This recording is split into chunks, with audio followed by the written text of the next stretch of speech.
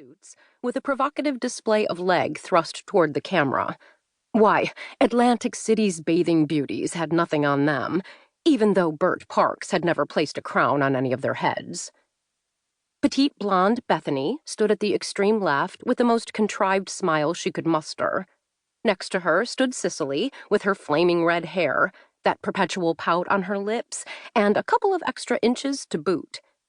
Then came the lanky Hannah Lewis, with her cascading brunette curls and tight-lipped grin.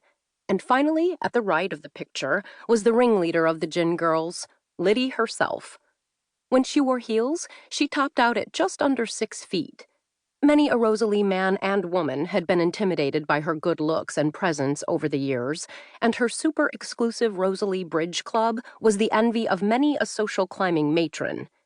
Had she made enemies as a result of her myriad haughty rejections for cruel, specious reasons? Too numerous to count, but she never let it bother her. Liddy finished with her latest mirror session and checked her watch. Then she fidgeted with one of her family heirloom earrings and sighed in disgust. As usual, the others were late. No matter how often she told the 3 of them to show up on time, it did no good whatsoever. "Why don't you all come in one car, instead of straggling in the way you do?" she had suggested now and then, to no avail. "Cicely, you have that great big old thing that you refuse to trade in that practically gets no mileage. You could all pile into that easily, just the way we used to in my car in high school." But she might as well have been a teacher talking to students who insisted the dog had eaten their homework and would not back away from their story. "I always have errands to run after our bridge game," Cicely would explain, "and I don't want to have to drag the girls around with me for something like that. They'd never forgive me, would you, girls?" So Cicely, Bethany, and Hannah would all end up coming at different times in their own cars, and Liddy found it supremely annoying.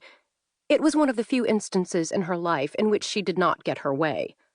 Well, enough of this waiting on pins and needles while searching for just the right expression for the bridge game she had been anticipating as never before. Time to enlist the aid of her cook and maid of nearly 20 years, Merlise Maxique. "Merlise!" she called out with a certain urgency in her voice, turning away from the front door of her 2-story brick townhouse, flush with the sidewalk. Don Jose's Retreat, named for one of the venerable first inhabitants of the old Spanish provincial section of Rosalie. There was no more historic area of the city in which to reside and call home, and Liddy never tired of reminding people of the fact that the sun could not rise or set on Rosalie without her blessing. "Yes, ma'am," came the reply from the kitchen.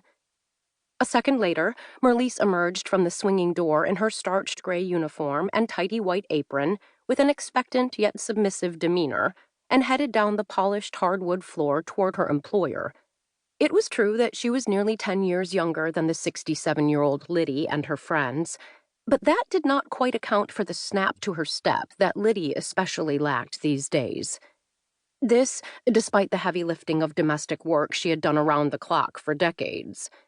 Even more to her credit, however, Merlise always maintained a winning smile that complemented her rich brown skin, close-cropped hair, and strikingly high cheekbones. "Please drop what you're doing in there," Liddy continued, poking a long, bejeweled finger in her general direction. "I'm sure they'll all be here any minute. Time for you to take a seat in the foyer and greet them as they come in." Merlise nodded with a perfunctory smile. Her Miss Liddy had her inflexible, iconic routines that people around her disobeyed at their own peril. "Yes, ma'am. The chicken salad and the aspic, they both in the icebox, ready to go. Now, you want me to go ahead and fix they Bloody Marys?" Here, Liddy was harshly insistent, and even rolled her eyes as she fidgeted with her diamond bracelet.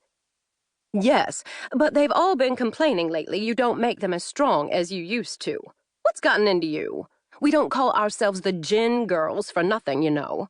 One little jigger is never enough. You put in at least 2 today, please."